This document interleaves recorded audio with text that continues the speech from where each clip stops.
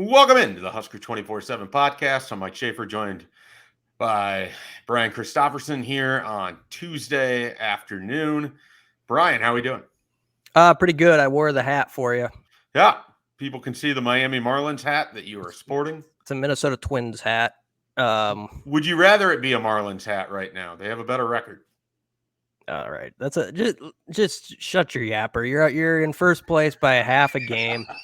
Yeah, I'm not out here celebrating first place by a 500 finish in the first half of the season. We won't dwell on this. If anybody is watching the video, I'm wearing the Minnesota Twins hat. That's a new logo that everybody's been making fun of in sports. Not everybody, but like 96% of the population that watches baseball. And just so you know, the M is this. It's supposed to be sort of a tribute to the Washington Senators or whatever, who the Twins came from. So it's the W that's, flipped, and now it's an M. So there. Suck on that. Was that W for Walter Johnson? Yeah, I don't know. Washington. But yeah, like it could have been. That's the best pitcher in whatever they were called, Washington Senators history, right? Yeah, I think so. And then, with Twins have had a few good ones. We got, well, Jack Morris went 10 innings in Game 7. We kind of hang our hat on that. That's the first one you went with, huh? Not Johan? No, Jack Morris had I think a shorter stint with the Twins, but that 91 season and what he did in Game 7, puts him to the top of the list as far as I'm concerned. But anyway. Interesting. Jack Morris is a common immaculate grid answer because he played on quite a few teams by the end of his career, including several in the AL Central. So if you're looking for some of those, you need a Tiger, you need a Twin, you can go with Jack Morris. Yep. Jack Morris checks a lot of boxes, as Brunts likes to say. He's not with us today. Brunts loves when boxes are checked. He does not like when there are unchecked boxes. Yeah. There's definitely a truism there. All right, enough baseball talk. It is, I guess, the All-Star game today, so we kind of have that. We're gonna dive into a couple things here today. We're gonna get to some thoughts on the offensive line, the upcoming season, and who we expect, and maybe who could surprise as well. So we'll dive into that at the end of the podcast. But we're actually going to start. We're going to get into a little Northwestern talk. I don't know that either Brian or I have a full assessment of the situation, but neither do the people who are in charge at Northwestern either. So that's okay. We can discuss it, and we're going to get into Nebraska's schedule a little bit as well. But Brian, I think to start here, when I first heard the suspension and the hazing thing, I got to be honest, I didn't really think much of it. And then the details started coming out on Saturday, and Brunts in particular had highlighted a passage and sent it over to me. And then that prompted me to read pretty much everything. And it was pretty apparent to me on Saturday, there was almost no way for Pat Fitzgerald to keep his job for this upcoming season. I mean, one, you're coming off of a 1-win season. Two, those allegations, we have to assume there's at least some level of truth there, if you believe the reporting and then the internal investigation. Those allegations are somewhat damning. And I just didn't see a way for Pat Fitzgerald to move forward. I mean, could you imagine if he was standing up there in front of the Big Ten media in Indianapolis in a couple of weeks, having to give an opening statement about his return, a 1-11 team coming back, and then, oh, by the way, all of these allegations of hazing and everything, and you're front and center at the whole? Like, that'd be difficult. No, I knew on Saturday he was going to be done. I was pretty sure of that. This is where it's a little interesting to me, that stories like this now, like he was done in today's standards. And if you had went back 15 years or 20 years, I don't think he would have been done. So I think it's changed just the way stuff sort of piles on quickly. I'm not saying this is a negative way on social media, but like a story comes out, it just gets retweeted or threaded or whatever, wherever you're at, folks. Whatever. Are you out there threading? I have a thread account too, but whatever your cup of tea. I'm not here to get into that whole debate on which is the top dog. We'll let them sort that out. But wherever you were at, it was just everywhere. And you know how those things are, Schaefer. In like an hour, it just picks up such steam where everybody kind of pops onto the same opinion. And maybe in this case, it was the right opinion. But it just was like, okay, there's no coming back from this. But where it is kind of interesting is, first off, I don't think anybody really denied from Northwestern that stuff had happened. Maybe there was some talk from some corners that it was exaggerated by the source or two, and there was sort of a debate on that. But there was no real denial of it. And some of the things that were brought up were sexual in nature, and it was just really tawdry stuff in the locker room. And you kind of knew as you read through a few passages, like, ooh, that. There's no way if he didn't know about it, it still was a bad look, because that's your program, and how would you not know about it? Or else he did know about it and let it go. So either way, he was sort of boxed in, I think. And where the administration, of course, looks pretty terrible, because they had the same information on Friday that they had on Monday when they fired him. And so it went from 2 weeks suspension with the same information to a firing, all because of student newspaper reporting, by the way. Yeah, which, we both spent time at Nebraska student newspaper, and I'm glad that those things exist. It's great on-the-job training for individuals, and they handled a tough story. That, it fascinates me, the idea of those meetings that had to have been had to determine whether they had enough information and enough credibility with their sources to move forward against the single biggest part of your university. Like, think about that. Like, there's nothing at Northwestern that's bigger than Pat Fitzgerald. Yeah, he's a former player and the current head coach of your football operation. Here's where it is kind of an interesting story, though, because there were like 2 or 3 things within it where you're like, yeah, he's going to get fired for that, right? But then there was the part where, like, I don't know if it's accurate or not. We'll see if other guys come out with against him, but it felt like 98% or a heavy portion of the locker room still had his back.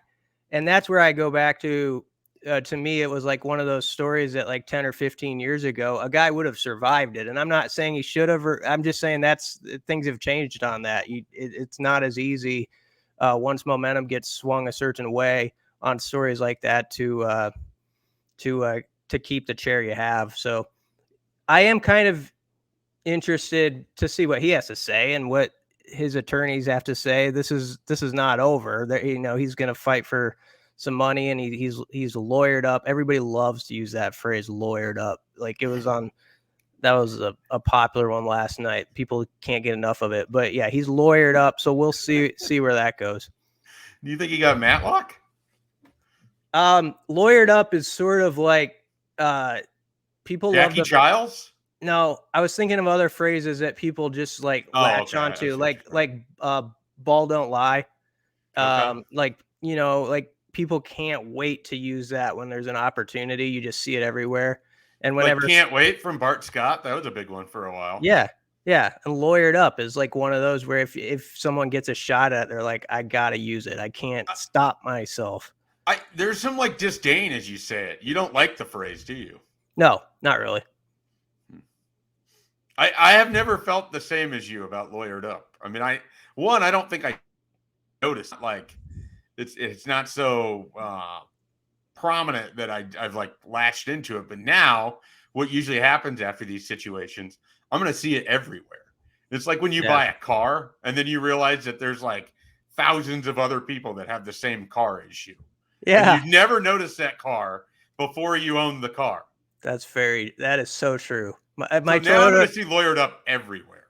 My Toyota RAV that I got is like a storm blue, or it has some fancy name to it. And I thought, like, man, this is special. Like, it's kind of a different color. And now, like, I passed like 5 people going to Hy-Vee in it. Yeah, I remember getting into the Altima when I bought a new car in like 2012, and just thinking, yeah, this is at least a little different. You drive off the lot and it's like, there's one, one, there's one. And so I was prepared for it when I bought the Rogue. And now it's just me and all the soccer moms driving around in our Rogues. We don't have any fancy hand signal like the Jeep Wave or anything, but there's dozens of us out there.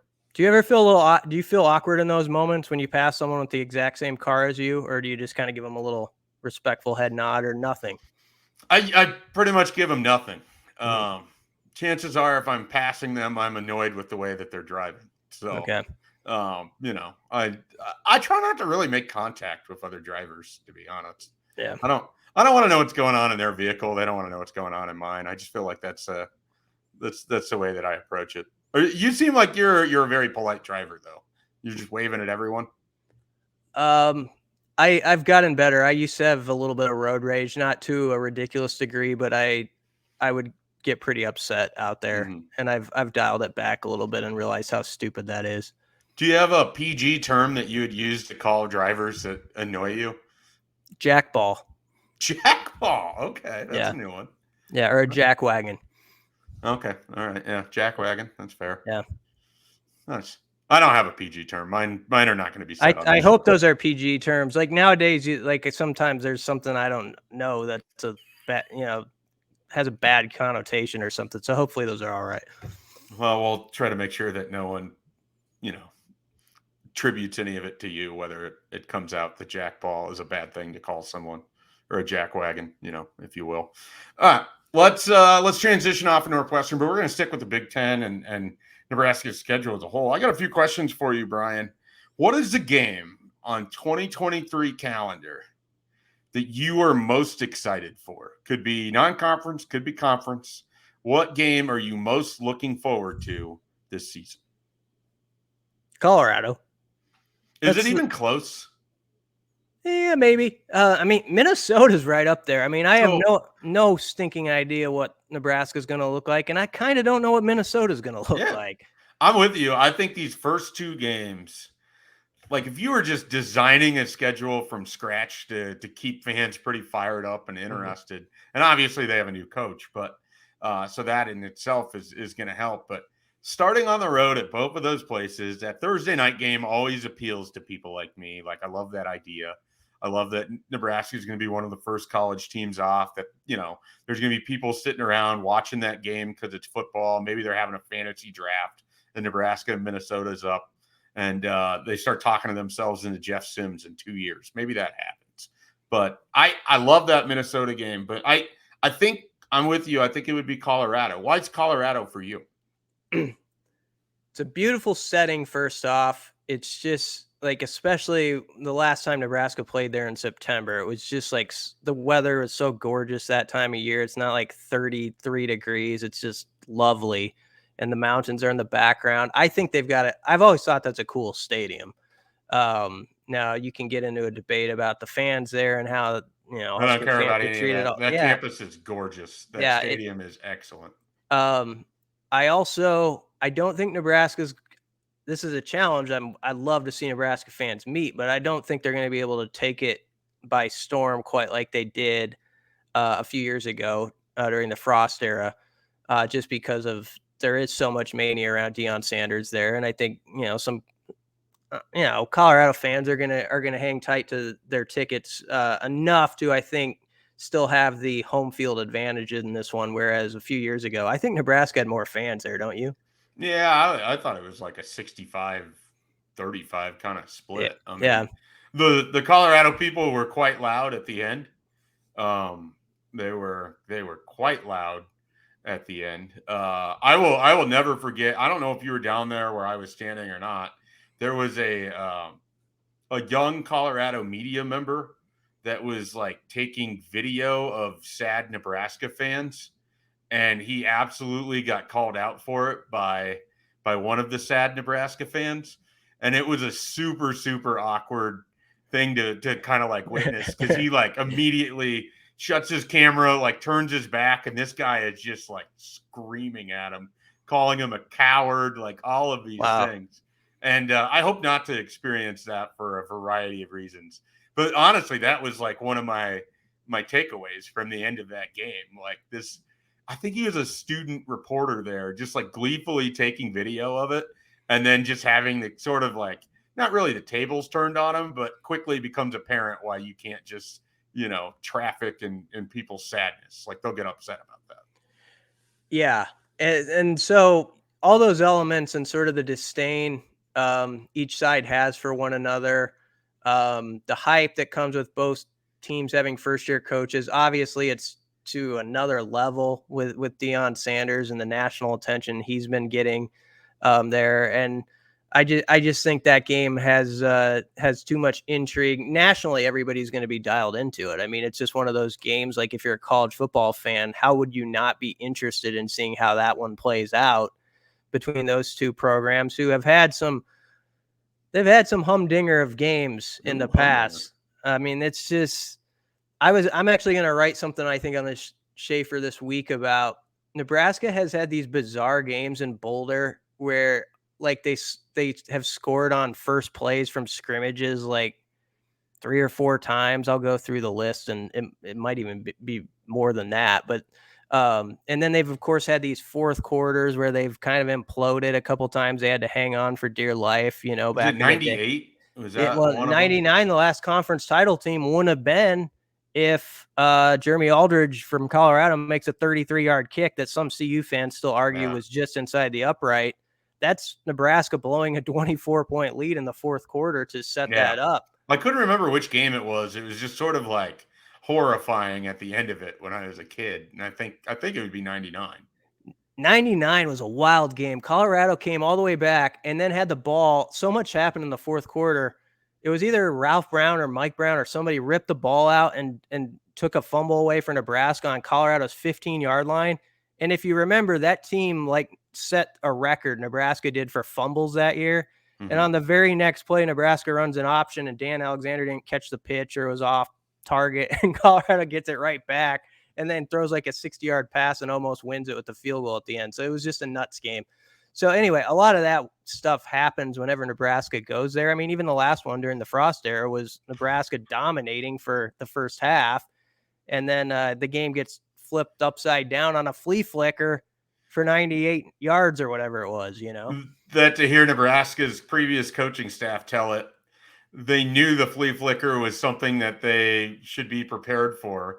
They had discussed the idea of the flea flicker. Several plays before, they had discussed, hey, watch out for something like that. And it still got him. Somebody slipped, I think, but it was still... Wasn't Cam Taylor Britt moved to safety at that moment? Like, I think he was playing safety, and then he bit on the action, and then it was just wide open over the top. Man, we could talk about these. We could just take one of these games and talk about it for a half hour. Then Maurice Washington goes 70 yards, and Nebraska was still up 10 points after all that. And it's still a big J.D. Spielman game too, right? Yeah, it was just wow. That was one of those where it's like snatching a defeat from the jaws of victory or whatever. Yeah, Nebraska's on their punter turned place kicker to try to make a 50-yard field goal in overtime. That's another one of their amazing overtime moments where not only do they not score, they can't get positive yards. We could do an entire podcast on all of Nebraska's last half dozen or more overtime games. Let's do it. And it is mind-blowing how bad they are in that extra period. We won't belabor it because we want people to listen to the rest of this podcast. But I actually think every time I tweet about it, people are like, you don't have to remind us. And I'm like, I kind of do. This is unbelievable. It is horrifyingly bad. And it's not just one coach. It's multiple coaches. It's not just one quarterback or one kicker or one whatever. It's multiple coaches and offensive coordinators and ideas and plans. And they just can't score in the extra period. Like, they can't do it. You kind of have to grin and bear it with some of that stuff that's happened, right? And I mean, see the humor in it almost at this point. Dark humor. Wisconsin misses the point after. Yeah. It is on the damn platter. Nothing. We could do a whole You know what? You could do that podcast and there could be positives because they're at the beginning of things when the overtime rule went into effect. Nebraska had a lot of success early on in games where they were winning them, and Iowa State, where the Iowa State faked the 2-pointer and Eric Hagg stepped in front of it. Yeah, so Notre Dame at Notre Dame, right? That was an overtime Nebraska game. Converted a 3rd and 9 to Tracy Wistrom. Otherwise, they would have had to kick like a 41-yarder to try to tie. Your recall if I asked you a game from 4 years ago, I think it would take you longer to recall on it than it just did on that Tracy Wistrom. Yeah, it's definitely true. The stuff in the last 5 to 10 years all jumbled, muddled. Yep. Yeah. Well, I was like, hey, Brian, tell me what you remember about the Miami overtime in Miami. I do remember that. I remember the pick Tommy threw. Yeah. Another one. We should do an overtime podcast. I'm all for it. We'll consider it. We'll see if there's actual interest in the overtime podcast. Let us know. Otherwise, we'll just make you sad, and you're going to have to listen to it. Okay, so that's the game that you're most excited for. What toss-up game? And I'm going to let you decide which ones you view as toss-up games. I don't know that there's a strong prevailing list of which ones are toss-up games. But what toss-up game are you most confident that Nebraska can prevail as victors? Okay. I'm going to say Maryland. Okay. That's a toss-up game. Do you think so? It is. I think Maryland's better than Nebraska right now. Yeah, so do I. That's why I hesitated, because I would say some people wouldn't even call it a toss-up. They'd say, well, Maryland's a favorite by 6.5 points or whatever. Those people would be unwilling to admit that Maryland has made the bowl season, whereas Nebraska has not, and they did it coming out of the Big Ten East. But so maybe I have to reach a little bit to even call it a toss-up. It's almost like an upset game. But could be. But the reason I kind of like it is I like where it is on the schedule. It's November 11th. It's, in Lincoln. Maryland is a team I really enjoy watching play because of the skill guys they have recruited over the years. And I think they're exciting on offense and they play entertaining games. I do think the question, and maybe they're going to answer it this year, and maybe they'll punch Nebraska right in the kidneys, and just show us that this was foolish of me to even think so. But I wonder about them in the trenches by the time they get to the end of seasons, because I think that's something they're still trying to prove, is that they've got the dogs to be that type of team in the Big Ten that is still really tough at the end of the year. And they're it's not like they just disappear. They've won games late in the season, but I just like Nebraska in that one for some reason. And we probably, when we did our predictions, I probably picked Maryland. So people would say I'm going against what I said on the podcast like a month ago, but that's what I'm going to say right now. Maryland. Well, first, we appreciate those that not only listen to the podcast, but remember what you said a month ago, because I don't remember. I wouldn't. I don't remember which side you took on that. Two, now that you've chosen Maryland, I want to ask the following question. Is Taulia Tagovailoa the best quarterback that Nebraska has on its schedule in 2023? Or do you believe that is JJ McCarthy at Michigan? I think that's a toss-up I do too. I would lean towards Tagovailoa when you account for the talent around them. And part of that is I've never come away particularly impressed by McCarthy other than the absolute show that he put on against Ohio State. That was like the one game. Yeah. And some of that was, I don't know if it was so much him or if they just snowballed a team and he got to be a part and the lead part of the whole thing.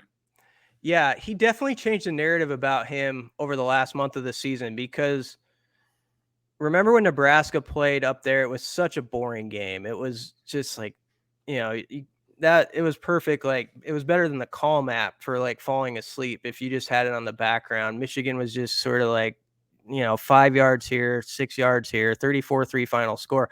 But the thing I remember was leaving there like, this Michigan team is just not going to be able to do it, because JJ McCarthy was missing throws, I thought.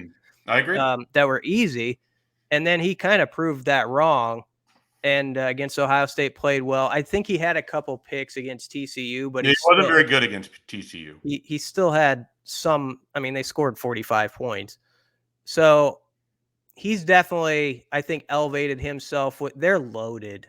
I just did a thing on them, a preview, and on paper, that's a great football team, like going into the season. And so he's going to benefit from that. So it might be hard to tell, because obviously Tagovailoa is going to have to do more stuff with less than McCarthy has. But I think that's a toss-up. Who's better? Okay. Do you want to pick one, or do you want to say they share the co-billing? I think Tagovailoa is better, because I just think he's like he's pretty dynamic, and he like I said, sometimes I think he does stuff with a team that's not quite as good. It's a solid team, but it's not like a college playoff team. Are you prepared for Michigan people to get a hold of this and start yelling at us? Because I am. Oh, well, I haven't thought of that, but I mean, they can read what we just had on our site about them. I think Michigan's loaded. I mean, I think that's going to be, they're the team to beat in the league. So if they want to get mad about a close critique about the best quarterback in the Big Ten, have at it, I guess. Okay. All right. Fair enough. All right. So we'll finish with this one. What's the biggest trap game on the schedule?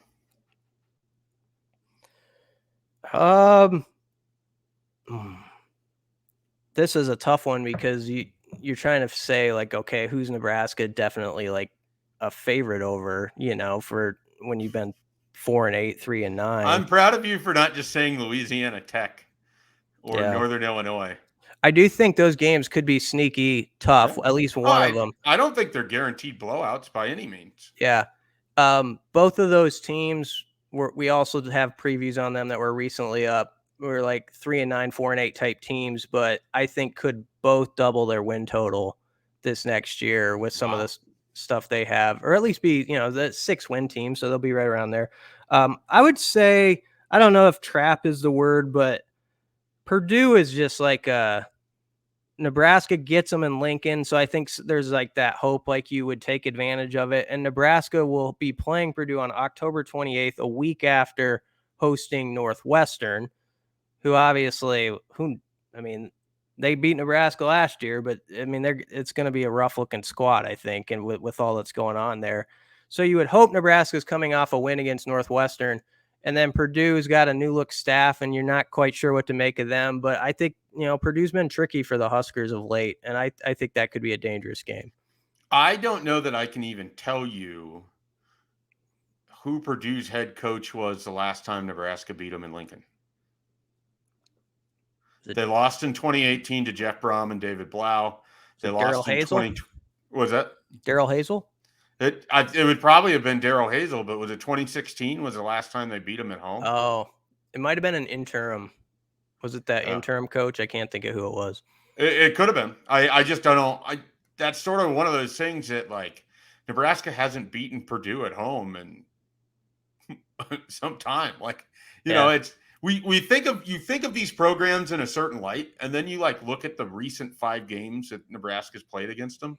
There's way too many L's on there. That's why someone would push back and say that's not even a trap game. Why would you say Nebraska's a favorite? But it honestly, if you're gonna go at it like that, which I can understand, you would have to pick Northern Illinois or Louisiana Tech, because every other game on the schedule is somebody who the Huskers have had their troubles with, basically. So yeah, I mean, just off the top of my head, Nebraska lost in 22, lost in 21, won in 20, lost in 19, lost in 18. I think they lost at 17. No, they won in 17. That was a big Tanner Lee to Stanley Morgan comeback late at night. Yep. They won that game. They won in 2016. They lost in 2015. I mean, it's just it's wild. I don't know if you're going to ask it, but I'll just ask it. What's the sneaky biggest game on the schedule? I have an answer ready. It could be anything from like Minnesota to Wisconsin to whatever in between. Here's the game that I think is massively important in a way that maybe others wouldn't. That Friday game against Illinois is really big because you're coming off of what I think, I think you would agree, could be a really ugly performance at home against Michigan. And maybe Nebraska has a spirited game. Maybe they pull a big upset. But the version of the season that plays out in my head, that would be Nebraska coming off of their first loss and probably getting physically beat up in that game, turning around on a short schedule, playing an Illinois team that, while I don't think they're going to be as good as they were last year, aren't going to be a pushover by any means. Brett Bielema is going to have those guys ready to go. It's going to be Friday night in Champaign, and we can make all the jokes that we want, but Nebraska hasn't proven to anybody they can win on the road with consistency. I think that's a really tough game because then you go into the bye week. Like there's a huge difference if Nebraska's 4-2 or 5-1 coming off of a win going into that bye week, or if they're 4-2 or 3-3 coming off of a loss. And so I just think where that game sits on the schedule, the team that they have to play, the context of it being on a Friday night, the fact that Illinois is quietly sort of just taken Nebraska's lunch money and beat the crap out of them 2-3 years in a row, 2020, 2021, 2022. I mean, at some point, they gotta like fight back. Like they gotta prove that you're Nebraska and they're Illinois. And so I think that's a critical game in this juncture for all sorts of reasons. I really do. Yep, that was my answer, and you laid it all out.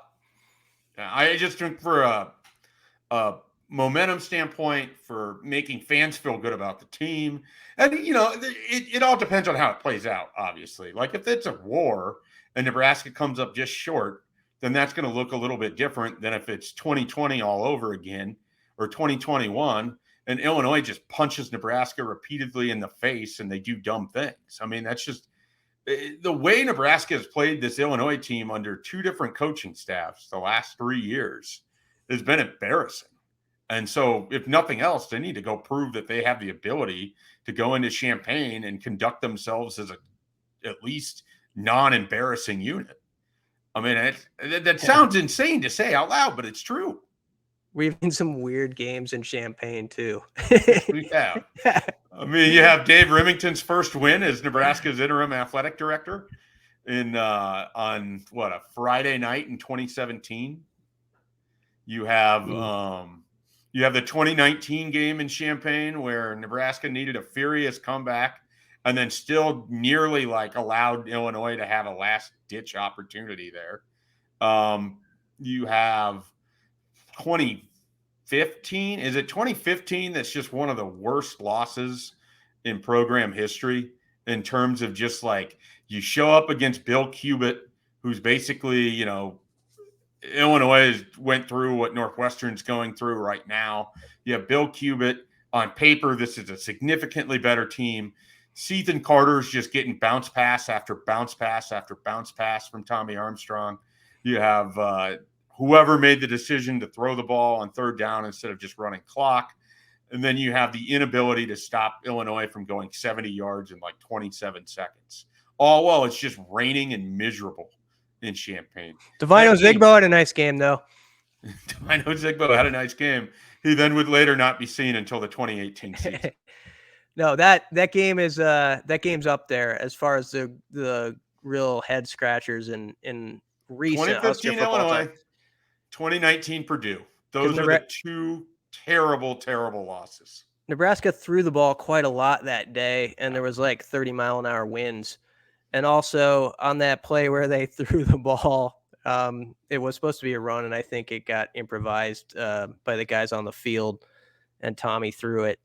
Which happened a lot, by the way. Just throwing that out there. But all Nebraska had to do was fall down. They could have taken a knee, and they would have punted the ball, and Illinois would have had 8 seconds to go 95 yards. The game was over. It's one of those where the game was so it was going to be an ugly win, but it was going to be a win. So wasn't it a 13-0 Nebraska lead before they lost 14-13? I don't remember if it's 13-0, but they lost 14-13, and there was a 0.05% chance of them losing with 50 seconds left. And they lost when the guy who went to Iowa Western caught the touchdown. I can't think of his name right now. I remember my phone had died while I was at the game. I actually went with some friends because I was in the road trip stage of my life at that point where I wasn't covering all the away games, and I would do one road trip a year. My phone dies, and I have no way of letting Brunts know that I will not be able to help with what is happening on the message boards. And I didn't get back to our hotel until 2 or 3 in the morning. And I just remember plugging my phone in and just looking at the board and just being missed that one, I guess. Yeah. Brunts is just having to put all those fires out himself. Yeah, that one was up there. So yeah, a lot of weird stuff has happened in Champaign. We didn't even get to when Nebraska tried to field the punt inside the one and got a safety or whatever. But So there'll be something weird that probably happens in that game, but it's a big one. You got all the key points as to why. Okay. All right. Let's take a quick time out in this podcast. It's now much longer than we were anticipating it would be, but this was good. We're taking a quick time out. We're going to come back. We're going to talk about offensive line play next. Everyone loves to discuss Nebraska's offensive line. The media loves it. The fans love it. Social media loves it. Everyone talks about Nebraska's offensive line.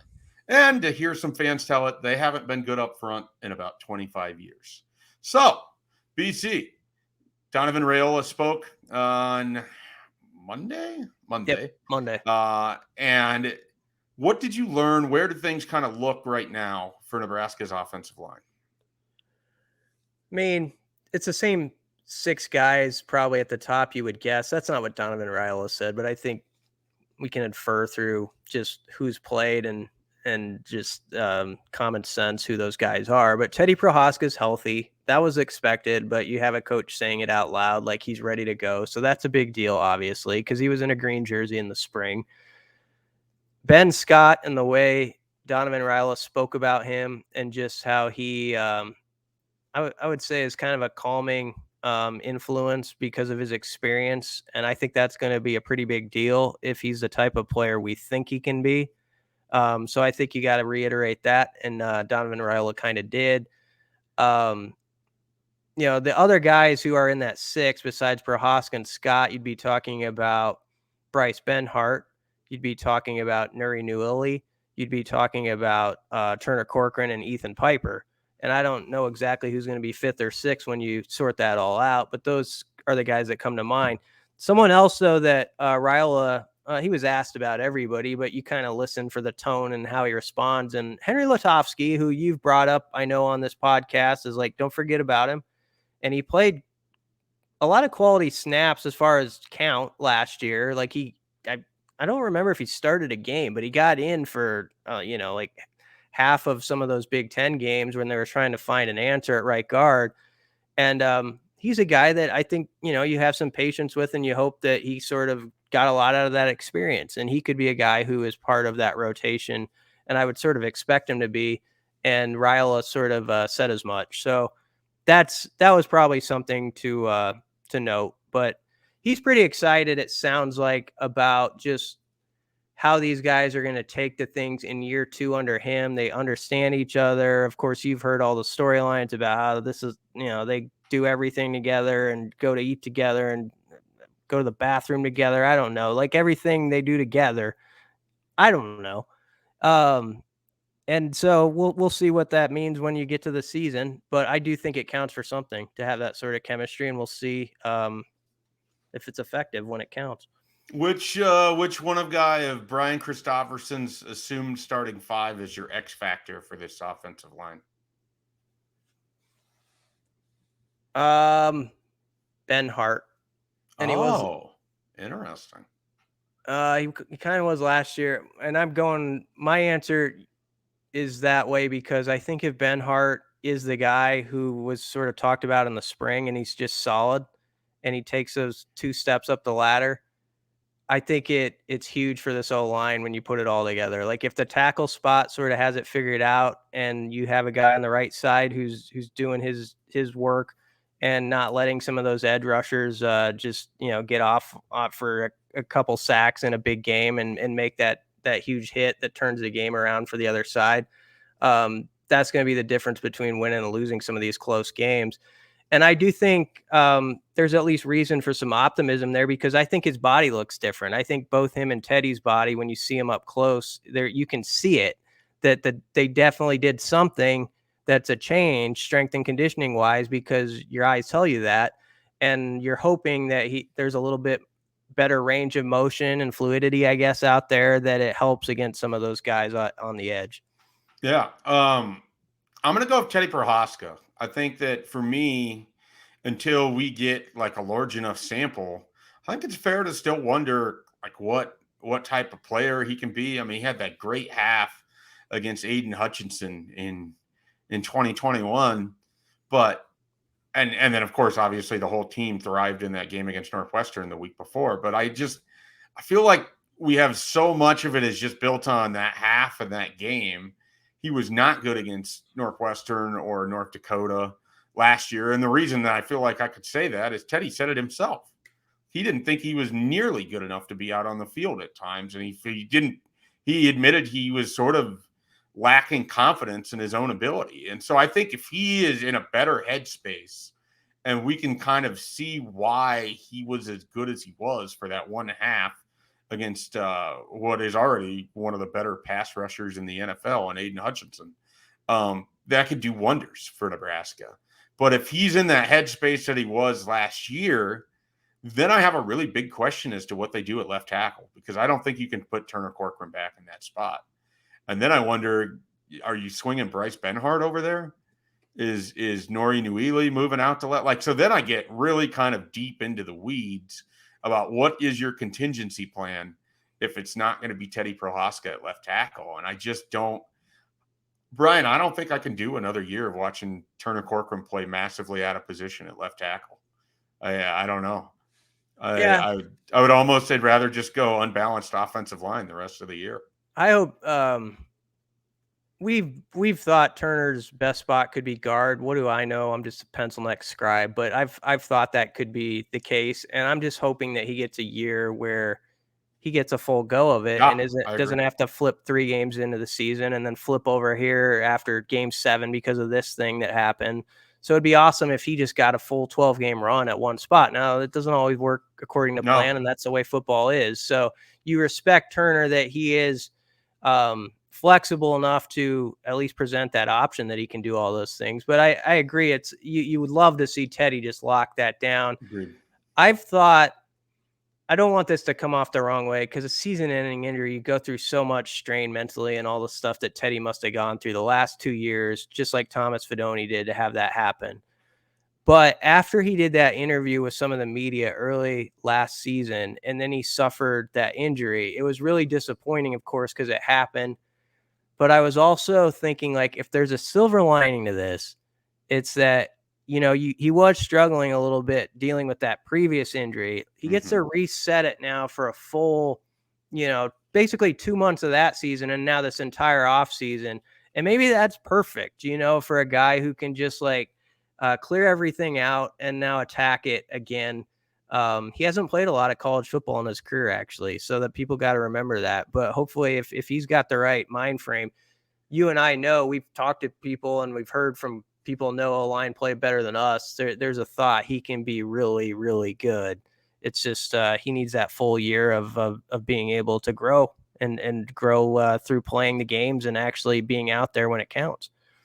What kind of lift do you think Nori Nuila gives just being back there after being suspended for a year? I mean, he was a vocal leader for 2021 after he stepped into the role that he did partway into the season.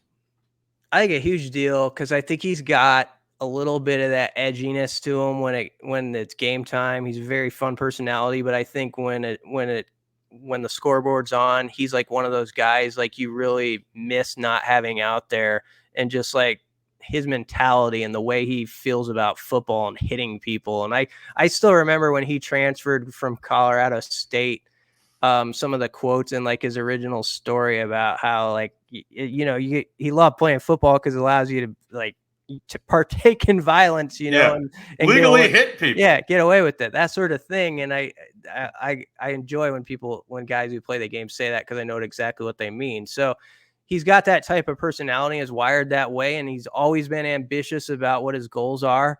And I think he'll be solid. And I thought he was their second best O-lineman, and grades and other sites point that out. Whatever people think of PFF, he was second behind Cam Jurgens in 21 as far as O-line guys and their grades. And it makes sense if you watch it. I thought he was pretty consistent. There's kind of a theme with Nebraska's offensive line for pretty much everybody that's not Ben Scott. And it's a lot of them are sort of second chance to kind of make a better impression. I mean, a guy like Ethan Piper that we've talked about on this show, that he might be the odd guy looking out, or he might take someone's job. I mean, I sort of look at it where you might feel like the book is written on a guy like Ethan Piper because he's already had some opportunities and it didn't go that well. But he, as much as anybody, gets to use this new staff as sort of a fresh start. And I was in that interview in the spring. If there was anybody who basically just came out and said, hey, we needed something different in this program, it was Ethan Piper. And the coaches haven't been shy saying they've been happy with what they've seen from him so far this spring and into the summer. I think that's a guy that sort of represents, don't write off any individual player based on what you think because this whole thing could look different. It got experience on that O-line. I mean, Ethan Piper's played a lot of college football now. Prohaska maybe hasn't as much, but Ben Hart sure has. Ben Scott has.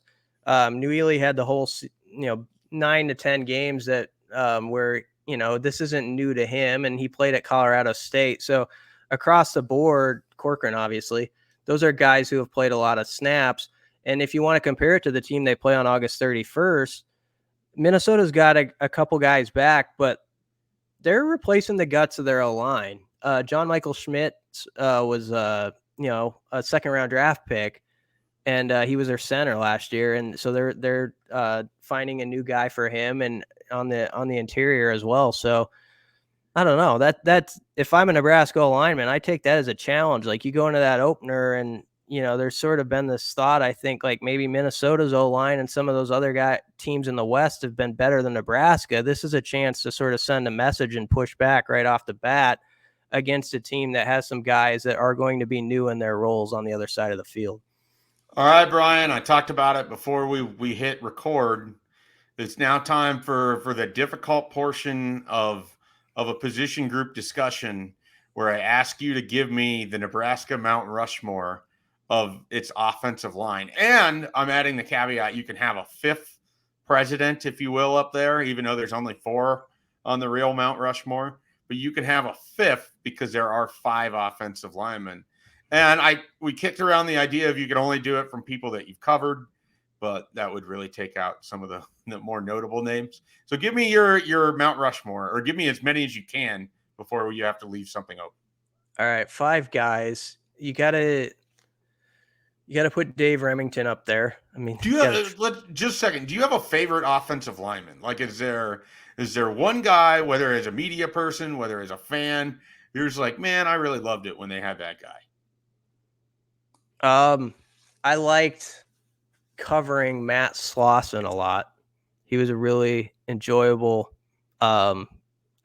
personality and had a pretty good career in the NFL. Lasted for a little while there. So he was Senator Searles. I enjoyed covering Jeremiah Searles. I call him Senator Searles. As far as the guys when I was growing up, it's so hard to pick. Like Aaron Taylor, I'm debating if Aaron Taylor should be on here. I mean, he won some big awards while he was here and definitely belongs in consideration. But I'm getting off track. I would say Remington, okay. Sign Cooler. It's 2. Will Shields. 3. Bob Brown. 4. Man, this is where it gets tough. Every single one of those on the stadium? Is that right? The 5th one's hard. Well, the 5th one, you could go up another stadium name. Well, Zach Wiegert is somebody you could go with. Yep. I would maybe go with Wiegert. Like, Aaron Taylor's right there, but and I mean Riola, you could throw in there. Wiegert, though, if you go back to their college career, when Wiegert was here, like he was such a big deal. Like every week, like when Nebraska was on ABC and stuff, like he was that O lineman that was highlighted to sort of represent the pipeline in those years. Didn't he have the big cowboy collar thing too, and that also like made him just stand out because of it? So I think you got to go back in time a little bit and think about like who represented that group more than anybody in the moment, like as far as who was being presented as like who's the leader. And Wiegert felt like that to me. And that's where I'd maybe give him the edge, although there's obviously guys that you could have a long discussion about who the 5th is. And there's other names that you could consider, Tony Finotti and all sorts of guys from eras that I don't remember. But how do you feel about that 5 if Wiegert is the 5th? Steinkuhler, Remington, Bob Brown, and Will Shields. Steinkuhler was the one I forgot about. Like, I did not, because we were talking before the show and I rattled off the names that I was guessing it was going to be. And then Steinkuhler was the one that I left out. Can I tell you my favorite Zach Wiegert story? Sure. He won the belly flop contest in the 2012 Husker cruise that I attended. And during his acceptance speech, he personally thanked Tommy Frazier for not entering it because he felt like there was no way anyone would have beat Tommy Frazier, who then proceeded to yell at him and then leave the room to a massive, laughter from everybody else. So that's my favorite Zach Wiegert moment. It was a highlight of the 2012 Husker cruise. It was maybe you had to be there a moment, but I feel like people would appreciate it. No, that's pretty good. The late Jake Young is another person that would be considered from the 80s. He played a lot of snaps for Nebraska and was, I think, sort of a representation of that era that came to people's mind first when they thought of the group up front. So, yeah, I'm forgetting a key name or two, but I feel pretty good about that 5 that I had. Yeah, I'm trying to think if I dialed it into specifically guys that I would have covered or was going to college at the same time. That list gets really sort of difficult, but it's just a lot of Bill Callahan names and Spencer Long, really. Yeah, Spencer Long was good. Spencer Long was really good. He's probably the best lineman I can think of in the last decade plus. Like if you're going back to like the 20, like let's say from the Pelini era on, I would probably put Spencer Long as my top offensive lineman that Nebraska has had. And then you get into Slauson and Searles and Alec Lewis. And then it gets pretty difficult. Brent Qualley was good, had some time in the NFL. To those guys that were here during the Pelini era up front, they did have some games where you talk about taking someone's lunch money. They did that late, a few games that were pretty memorable that we haven't seen around here in a while. And one in particular is the Roy Halou game against Missouri where he set the record. Obviously, everybody remembers the long run, but one of the best drives in the last 20 years of Husker football to me was the last 8 to 9 minutes of that game. Nebraska got the ball on their own 10 to 15 yard line, and they just they ran out the clock with 13, 14 straight run plays. And so that line had some weekends like that. And you got to remember that and give them their due, at least for that. Who was that 2010 offensive line? Do you remember that from left to right? Marcel Jones at right tackle? He would have been there. Was Jacob Hickman the center, or was that already Caputo at that point? Might have been Pooter. Wow. Pooter. Jacob Hickman was one of my favorite players I covered. Super, super nice guy, really smart offensive line. I don't know why I'm now thinking about this. A lot of my favorite interviews, if you really think about it, tend to be guys from the offensive line. I don't know why. Yeah. They just, I don't know if they're more relatable. I don't know if it's because they just feel like they can say things and no one's really going to get mad at them because they're bigger than 3/4 of the team or whatever it is. No, you're right. They're usually pretty sharp for the most part. There's definitely been some good ones there. The reason that 2010 Missouri game stands out so much to me is you go back a year earlier and Nebraska couldn't run the ball at all in that rain game. It wasn't until the fourth quarter and really that final drive where they got anything going. And the reason I know this is a very young Mike Schaefer asked Tim Beck why he felt like they struggled to run the ball. And for some reason, this set off Tim Beck in the bowels of Missouri Stadium, who then proceeded to hound me with, "We won the damn game. What more do they need to do? We won the game. We won the game. Why are you asking this?" It was just one-on-one, me and Tim Beck. Oh, so I wasn't yelled at. I wasn't in the back rolling my eyes. Well, you might have heard it. I don't know. You might have been like, "What did he ask? Who's the college kid? What possible question did he ask to set off Tim Beck after this joyous occasion?" And it was asking why he felt they struggled to run the ball for 3 quarters. Yeah, that made him really mad. And it proceeded to give us sort of a bad relationship throughout the rest of, his time here. They did only have about 80 yards of offense going into the fourth quarter, something like that. But that we went really down a trip.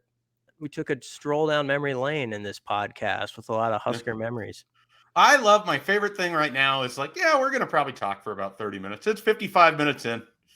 The people have been regaled with all sorts of stories. If they're watching, they got to see the Marlins Twins hat that you have on. They get to see me sporting a new haircut. If they're listening, they've listened to the phrase lawyered up. They've listened to take their lunch money. They've listened to all sorts of things. I mean, it's been quite the podcast. I have to give us credit. Somebody who likes to say lawyered up is like coming back, like pointing at their screen, like, well, I don't like take your lunch money. I think that's a cliche, you know? So it is a cliche, but it's something I'd like to see Nebraska's offensive line do more of. By the way, I don't have that big a problem with lawyered up. It's like they used to do on, was it SNL, or they used to do like a grind my gears type of thing. Yeah. What really grinds my gears, like that would be very small on the scale, but it was just something like a day or two ago I was noticing. I was like, people love when they get a chance for that.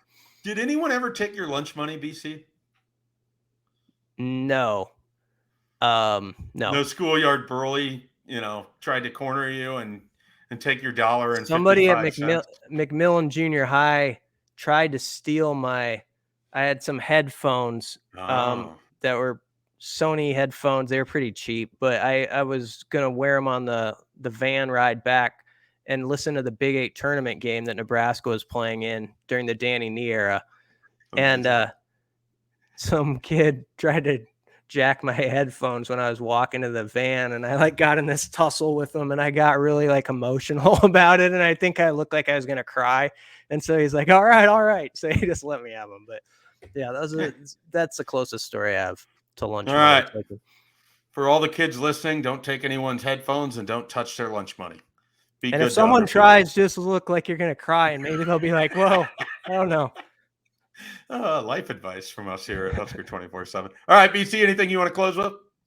No, said enough dumb things during this, so I'm good. All right. For Brian Christopherson, I'm Mike Schaefer. We're Husker247. Be sure to check out Husker247.com. It might be slow in July in the sporting calendar, but there's always things happening, including an interesting crystal ball that popped up at Husker247. So be sure to check that out. Everything else that we have to offer, we'll catch you later with some more Husker247 podcast content.